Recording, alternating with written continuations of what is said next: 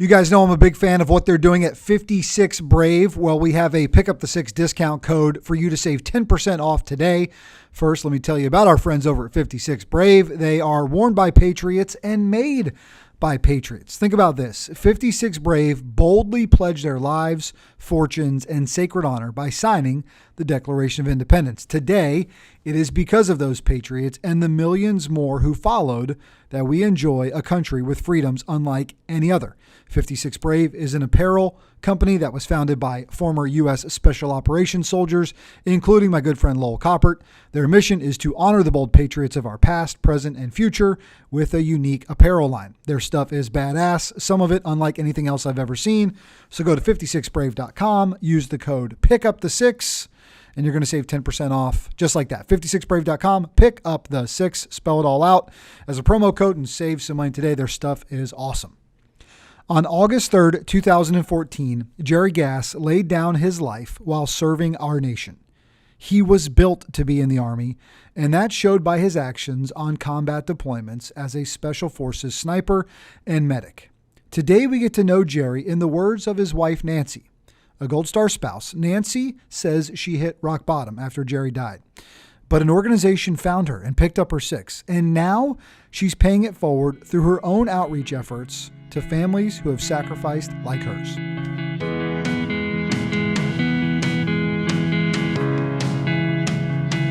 Nancy Gass, good morning. How are you?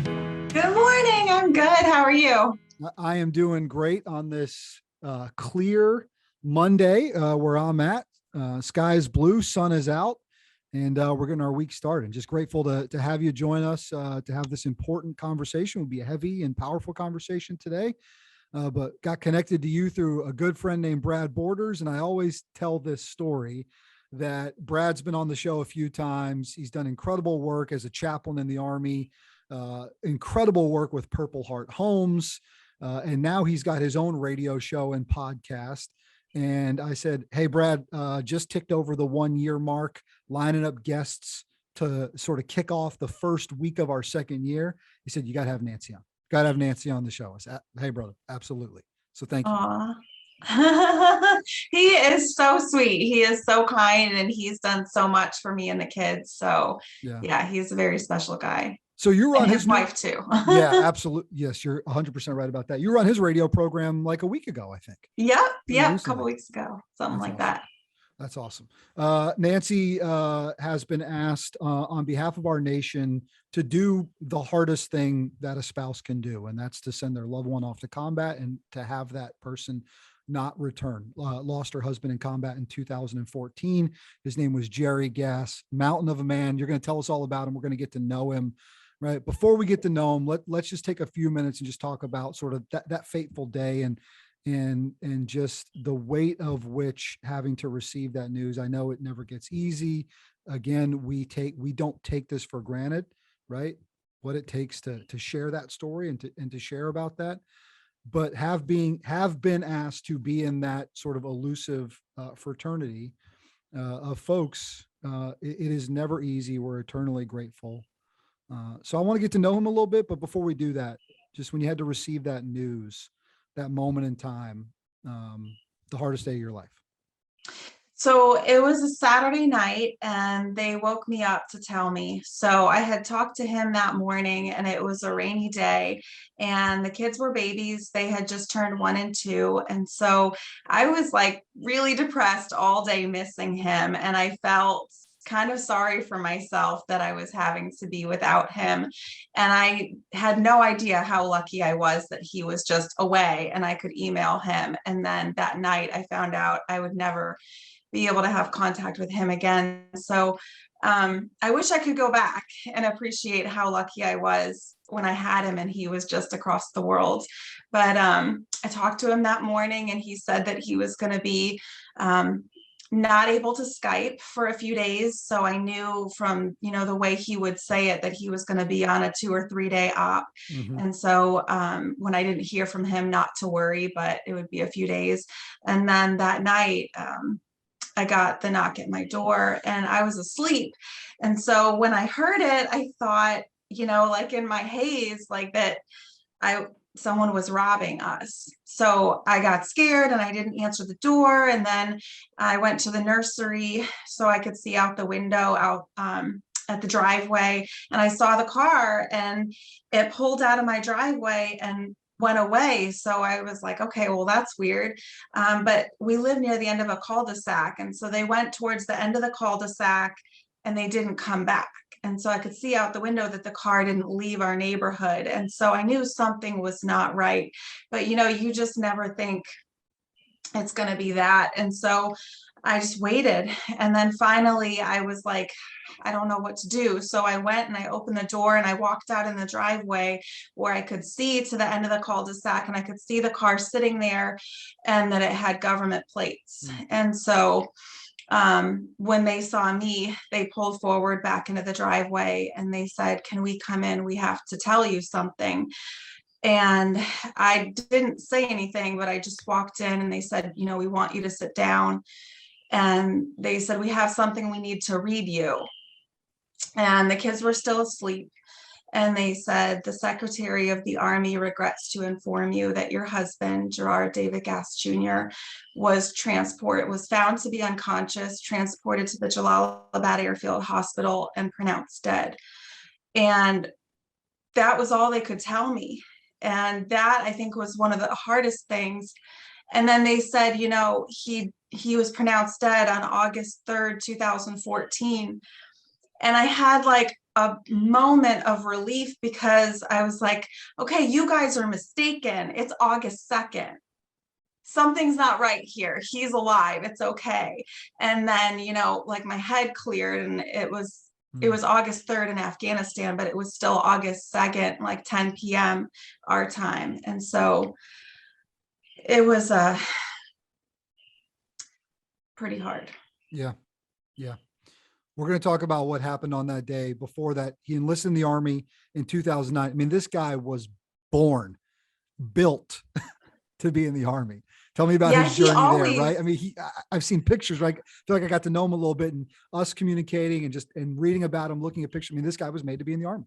Yeah, he was a giant and he did not want to be regular Army. He knew that he wanted to do something special from probably the age of 3 or 4 years old, because his grandfather worked on submarines in the Navy and his other grandfather was underwater demolitions in the Navy. So he was during World War II. So he was like a Navy SEAL before they were called Navy SEAls. Yeah. So he always, wanted to do that. And then when he was 28, he had the chance to join Special Forces, straight into Special Forces out of, a regular civilian career at Nationwide Insurance. And so he went for it and it was his dream. Yeah. So, I mean, it was a bit of a different path to get there then, right? Because he wasn't, did he do ROTC in college? Tell me a little bit about sort of his journey there. No, so I didn't even know him in college. I didn't meet him until he was in the Special Forces qualification course. And I was an investigator at Fort Bragg, and that's how we met. But he was in college, and when 9/11 happened, he was playing football, and the entire football team, including him, went and said that they were going to drop out of college and join the Army. And the coach was like, stop, no, just wait. You have a lot of years, just finish college first. And then if you want to go into the military, you can. And so he finished college and had a great career in football. They won 2 Big South championships while he was there. Gardner Webb, go Bulldogs. Yep, exactly. Go Running Bulldogs. And so he loved that. And then he got a great job and he had a good career. Making plenty of money and had no reason to join the military except, he had that in his heart. And so in 2005, his cousin was blown up by a suicide bomber in Iraq, and 13-year-old boy with a vest. And I think that was another thing. So first there was 9/11, right? Then there was his cousin getting blown up, coming home, but having a traumatic brain injury and everything that goes along with what he went through. And so then, in 2008, he had his chance and he went for it. And he became a Special Forces medic and a sniper. Wow. Incredible. I want to read a part of his bio, and then we'll come back and chat a little bit about it, right? And it says on his first deployment to Afghanistan, Gass was given a Valorous Award. He was with his team and Afghan counterparts on Overwatch, securing a key leader engagement when insurgents engaged them from 5 separate fortified enemy fighting positions. The various enemy positions essentially ended up having Gass and his team pinned down. Gass exposing himself to enemy fire while rounds were impacting inches from his position, engaged 2 of the enemy positions with tracer fire from his primary weapons system, enabling aerial support to acquire the enemy position and engage them accurately. Gass exposed himself to enemy fire a second time to adjust a guided bomb onto the fortified enemy positions. Gass's actions directly neutralized 2 of the enemy positions. Not only did his actions save the lives of 4 other men with him, but also enabled the detachment to focus all fires on the 3 remaining enemy positions. I'm sure you've read that and heard that numerous times. It seems to me that the guy was just always ready to pour it out on the battlefield. He was, yeah. So when he started playing football when he was young, he got hit in the face and it broke his nose. And it was like, I think it was a life-changing moment for him where he realized you can't be afraid of pain. And I think it was in his freshman year of high school. And so as soon as he kind of like had that moment, he just went full out with everything. He realized that, you can't play afraid, like you have to play hard. And so he played football hard, and that's why he was so great at it. And then in the Army, he was the same way. And that's why his teammates loved him and they loved operating with him, because they knew that they could count on him to go 100% on every op. Yeah, and he did. So yeah, that's exactly right. All right, let me read another part here and we'll chat a little bit more. It said during the last 4 months of his life serving in Afghanistan, Jerry expertly led multiple elements in combat operations into heavily denied enemy territory. He was also responsible for training and mentoring over 600 Afghan commandos in the medical section of the 1st Special Operations Kandak, SOK.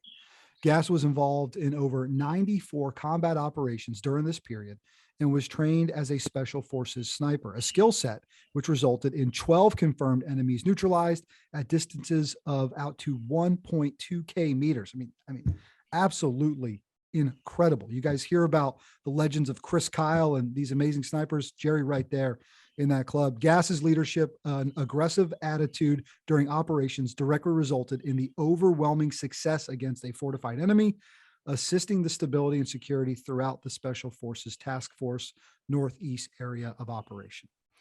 This guy was an incredible warrior for the United States Army and for the United States of America, and a huge part of mentoring over 600 Afghan commandos. It's incredibly impressive. Do you mind telling us what happened on the day that we lost him?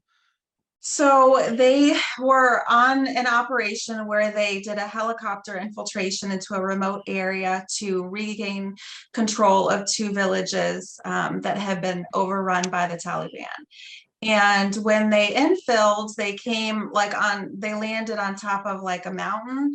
And when they got out, his combat controller got out ahead of him. I know you had mentioned combat controllers and how amazing they are, and 100%. And so his combat controller got out ahead of him and fell and hit his head on a boulder and got a concussion. And so Jerry grabbed him and carried him, because he was like out of it, and he carried him down into the valley where he could treat him, because he was the senior medic on the operation. And then they got a medevac chopper in, and so he and his team sergeant stayed back for the medevac chopper to come, and they got him on and evacuated. And then they continued on the op. And as they were going to catch up to the rest of the team, Jerry didn't feel right. And so he was like, I don't know what's going on, but he was just dizzy and not okay. And so his team sergeant was like, all right, let's stop and take a break. He took off he had like 70 pounds of gear. It was like super hot, in August. And he had all of his medical equipment for a 3-day operation for a 12-man team in a remote area. So he had a ton of stuff on him, took it off, took a break for a few minutes, and he was like, all right, I think I'm okay. Let's continue on. They were going to a high school to occupy a school to use as their base of operations for the mission. And before they got to the school, they crossed a creek. And when they got to the other side, he just collapsed and turned blue. And his team sergeant, did everything he could to try and save him. He was amazing. And he got the junior medic who was ahead to backtrack, and they tried to save him, but nothing worked. And they got a helicopter in to medevac him out, and they did CPR for 55 minutes, but he never regained a heartbeat. Mm. So they said it was a massive heart attack, but he was 33 and he was perfectly healthy. And he was a special forces guy who was just, had done all of his tests and was good to go. So the day that he died, he had called me that morning. And on our last conversation, he said the guys were all sick because the dining facility had been contaminated. And so I was like, are you sick? And he was like, no, I'm good. But he was that guy who would never want to miss anything. He would have major fear of missing out if something happened and he wasn't there. So I don't know if anyone else stayed back from being sick from the op, but he went on the op and that was it. And 3 weeks later, his coworker, Johnny, was having chest pains. And because Jerry died and they said it was a heart attack, Johnny went and got checked out. And they said, dude, you have endocarditis. You can't be here. Like, that's not lethal. It's a heart infection, but you can't be in a combat zone operating with a heart infection. So they sent him back to the United States. He was the first one from the team to come home and talk to me after Jerry died from the team. And he said, I wouldn't be here if it wasn't for Jerry, because I would have ignored my symptoms. And so honestly, 2 young, healthy special forces guys on a 12-man team in a remote area of Afghanistan, I think Jerry had a heart infection too. And I think that that's probably what caused it, but there's no way to prove it, and it won't bring him back. No, you're right. It won't. But that lasting legacy of what that man does in those final moments, one, to remove someone from the battlefield, to physically pick them up, carry them out. And then his sacrifice likely leads to that man still being alive today. Right? Yeah, and he had a child and a wife. And so there was an event where he came with his family and found me at the event. And he said, I just want to thank you because I wouldn't be here if it weren't for your husband. And my kid has me now because of Jerry. So, and that's what, I always said, he was a big guy. He wasn't the typical special operator. And, and other people said this too, like he's the one that's going to be needed to carry a body one day. And then that was the last thing that he did before he died. And I'm sure it was nothing for him because he was ginormous. So yeah.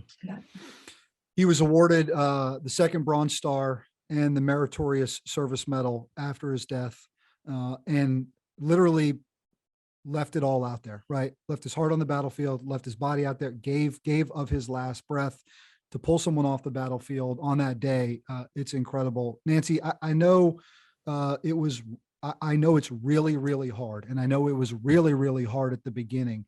And I think fortunately, there have been some blessings that have come along in the last few years to our friends at Tunnel to Towers. And we're going to talk about what they've done for you and your family, and maybe the purpose that they've added into how you're now helping this organization move forward. Before we talk about that though, how hard, I hate asking this, but how hard was it in those moments, and where did you end up before you finally found some help?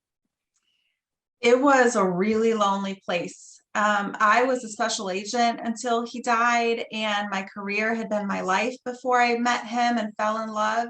And so then I had him, and, being a career investigator, traveling the world for my job, and I was very independent and strong before he came along. And I didn't need a man when I met him. I was not looking for a man. I wasn't looking to get married or have kids.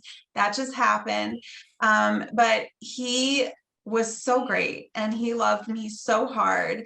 He made me need him for the first time. I needed someone, and then he was gone. And so I was lost. And I didn't want anyone but him. You know, Hmm. there was friends, there was family, but I just wanted him. And even when he was alive, when, like I started to say in the beginning, is, you know, like he was my person. And so when I was pregnant and he was deployed and I went into preterm labor, I was like, I need you. I Hmm. need you here now. And he's like, I'm not there. You need to ask someone else to help you. But I wanted him. And, you know, that's not a great thing, but it was what it was. And so I just struggled after. The kids were both still in diapers when he died. And all of a sudden, as a single parent, I couldn't do my job the way I had done before. And so everything was just shattered. And I didn't know any other young widows. So despite having been at Fort Bragg, which is a giant military Hmm. reservation that sustained way too many casualties in this war, I didn't know any of them. And I left right away because I didn't want to be there when the team came home without him. I didn't want to go to Walmart and the restaurants and all the places that we had gone together that we were supposed to go again when he got home, and have to face those places without him, knowing I'd never get to go there with him again. So I left and I was so alone. And I did 1,000 good things to try, you know, with church and with volunteering and tons of stuff. I started a nonprofit, so many great things to try and rebuild my life and find Hmm. my purpose and positive things. But I was just so alone. I ended up like literally dying of a broken heart. I didn't have enough blood in my body, and I ended up having to go into the cancer treatment center while the kids were in school to get infusions because I was literally dying. So, Wow. I'm just take a minute, right? Like it's incredible the sacrifice you've had to make. So Tunnel to Tower comes along at some point in your journey and seeks you out, yeah. finds you, right? How does that happen? So 4 years later, I had gone through the process at the Cancer Treatment Center. I'd got my infusions, my blood was up again. And I had moved me and the kids to an apartment in Charlotte. And I started taking a few classes actually, and I needed to get Facebook, which I'd never had because I was an investigator. So I had no digital footprint. You could not find Mm. me. And for the class, I needed Facebook. So I went ahead and got it. I said, you know, the kids are only 4 and 5. I don't know when I'm going to get back to my career. Let's just go ahead and do this thing. And so as soon as I was on social media, I got a message from Tunnel to Towers saying, you know, we're Tunnel to Towers and we want to build you a mortgage-free home in honor of your husband, Jerry. And I was like, are you kidding me? I can't even, like, who are you? Hmm. Like, how, what? Yeah. Um, you can imagine, you know, it was just very shocking. And it was started a journey of me having hope again that good things can come after traumatic loss, and that just because the worst thing happens doesn't mean there's not still more to live for. And that's been kind of my message, and my place ever since has been helping everyone around me realize, like, don't ever give up because you never know what tomorrow might bring. And for us, it brought us a mortgage-free home, a family in New York, so much connection to other young widows for the first time. And that has been one of the best parts of my Tunnel to Towers journey, has been connecting with all of the other Gold Star spouses with young children, where I could say, me too, and they could Hmm. say the same thing. And it just helped so much to feel like there was someone that understood how hard it was day in and day out raising babies without your husband, and trying to teach them about their father, knowing that they're never going to know him themselves firsthand. How did they find you? I mean, did they have a database of folks that they were trying to get in contact with to help? And I mean, they have a file on you. Like you're an investigator. Like they must I have done their know, I homework, know. right? I was shocked. I was like, how did you find me? Like, why me? There's Mhm. so many other people out there. And they had just started, they were just starting the program. It was brand new. So they didn't have anyone else in it yet. There was nothing in writing about it. And they said, we the Army would not give us your information for privacy reasons. And we didn't know, we were just searching through media reports, through lists from like the Fallen website of the folks who have died, the service members who've died in the line of action, in the line of duty, in the global war on terror. And so they were just going through and finding who they could. And lo and behold, they found me. That's pretty incredible. And that takes, I think, a little orchestration from a higher power to ensure that those things 100%. happen, right? Like it's not by coincidence. Coincidence is God taking action and choosing to remain anonymous about the results, right? 100%. There is nothing coincidental about this, because I will tell you, Brian, I was probably the loneliest young widow in the world. I was the most isolated. I was the most unlikely to ask for help or ever let anyone know that I was not okay in my heart, in my head. And I was but I was persevering. I was not going to give up, but I was not in a great space. And now, because of that, I'm able to help and connect with our other recipients and share with them and make sure that they don't stay in a dark place, and that if they're in a dark place, that they feel like they have someone they can say, hey, I'm not okay today. Can you talk? Yeah. You mentioned this family in New York. I want to know more about that. You also have an incredible event coming up in early May 1st. And here we are in early March. So a few months out from this incredible stair climb that you're going to do in the Charlotte area. So we're going to talk about that, how folks can find out about it, can help the cause, can even go participate if they're within driving distance. But tell me about this family. You said you gained a family in New York. Who is that? So Tunnel to Towers is a family-run foundation in honor of Stephen Siller, a firefighter and father of 5 young children when he died in the Twin Towers on September 11th. And he was one of 7 children. And after he died, his 6 remaining siblings started the foundation in his honor.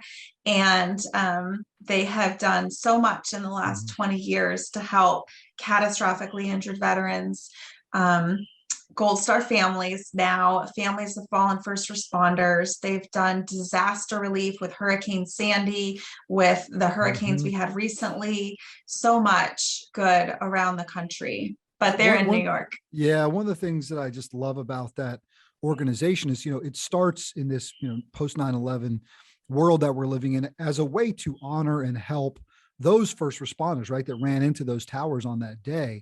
But I think they've done an incredible job of locking shields with the global war on terror families who are a part of, right, who are impacted because of that day. Yes. Right. That's a huge impact. They've done an incredible job. This ability to fundraise and build these mortgage-free homes for families who have lost loved ones in combat is amazing. With that, one of their main spokesmen, they've got a few guys, Conor McGregor, you've heard do ads, Mark Wahlberg, you've probably seen or heard doing a few ads. I know you got to meet Mark throughout this process. So what was that experience like? Oh, Mark is so great. He is the kindest person, and he flew across the country to spend just a bit of time with us. And you could imagine, with everything he's always had going on, he was exhausted, but he came, from California to spend a little bit of time with us to show us that he really cared, that his heart was with us, and it wasn't, he really genuinely cared. And so does everyone that's involved with Tunnel to Towers. And that's part of the reason it's so special. And there's so many miracles that come out of this foundation, because everybody's in it because their heart is really in it. And everyone has a story. So, yeah. Yeah. I got to think, along the way, remember, guys, Wahlberg plays Marcus Luttrell in Lone Survivor.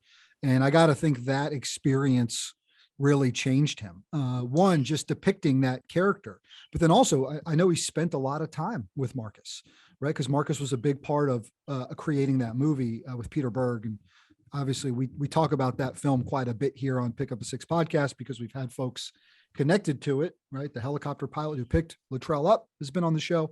Mike Murphy's dad has been on the show as well. So I got to think that experience probably changed him a little bit and got him to lean in more for families, doing amazing work there. So you guys have a big event coming up connected to Tunnel to Towers, but it's in your local area in Charlotte. It's coming up here in a few months. So tell us a little bit about what's going on. First, tell us what you're doing. Okay, so it's a stair climb to honor our 9/11 heroes. So the stairs they climbed in the Twin Towers, we climbed tall buildings all over the country to honor and remember them. In 9/11, there were 343 FDNY firefighters that went into those buildings that did not come out alive. And we climb in honor of them with their badges. It has their name and their picture on a badge. You get to pick a badge and climb in honor of a specific FDNY firefighter. But obviously, we're also honoring all of the 9/11 victims and all of the service members that have gone forward in the last 20 years since then and lost life or limb in service to our country and in service to freedom. And it's a very special, meaningful event. The community, it's so empowering and powerful and special to be connected with everyone else doing something that brings honor to all of our nation's heroes.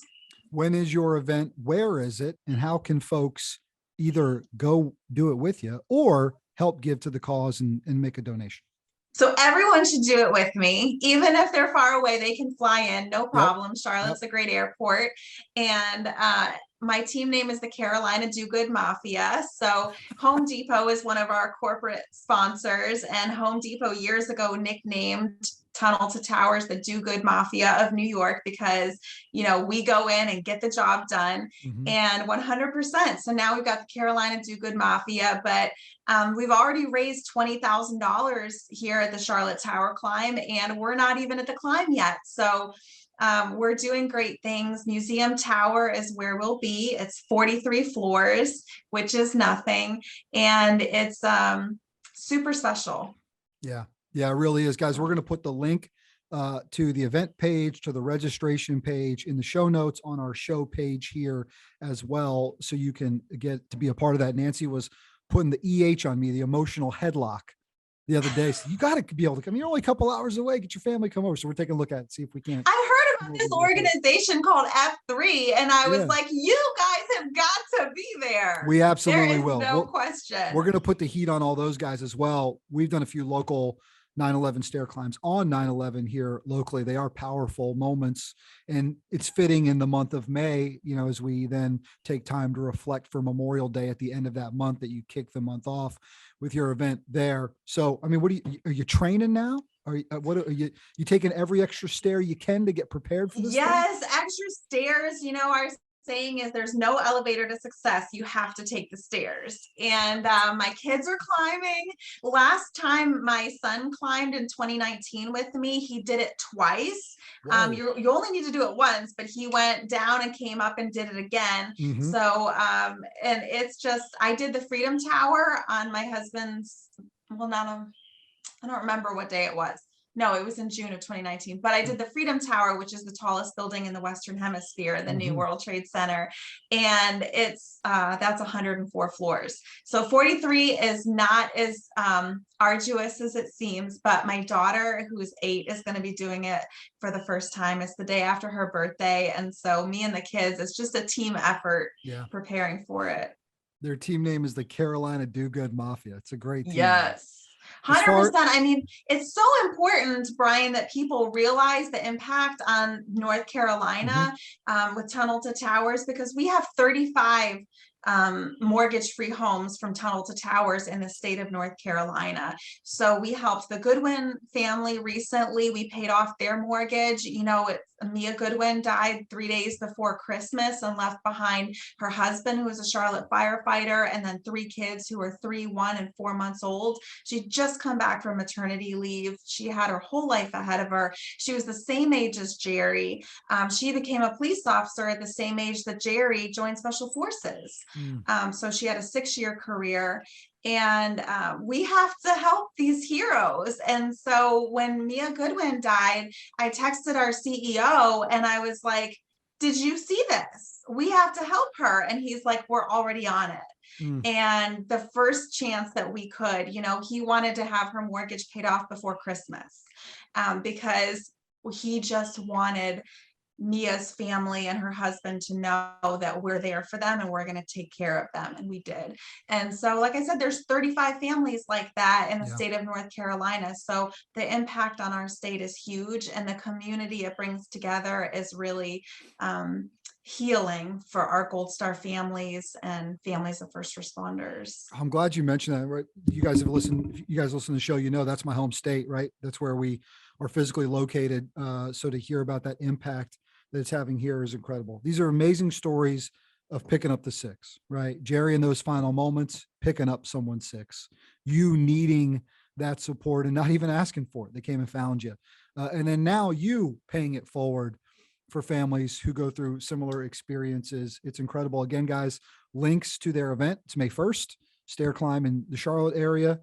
Go check it out. We're encouraging you to get your butts there and get up and down those stairs. And why don't we throw a donation their way as well while you guys are at it? Nancy, just been so grateful to hear your story. And again, like I said at the beginning, we don't take it for granted to be able to do it, but we are grateful for the chance to hear about your hero and to remind people that this is the United States of America. This is what makes this the greatest country on the globe, is the service and sacrifice of thousands who have gone before us.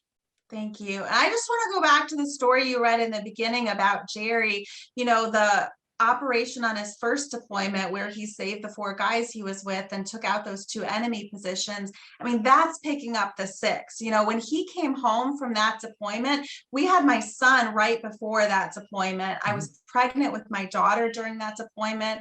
And when he came home and told me about that op and that he was going to get a Valorous Award for that specific experience, he had a boulder that he could hide behind when they were pinned down, and he thought they were all going to die.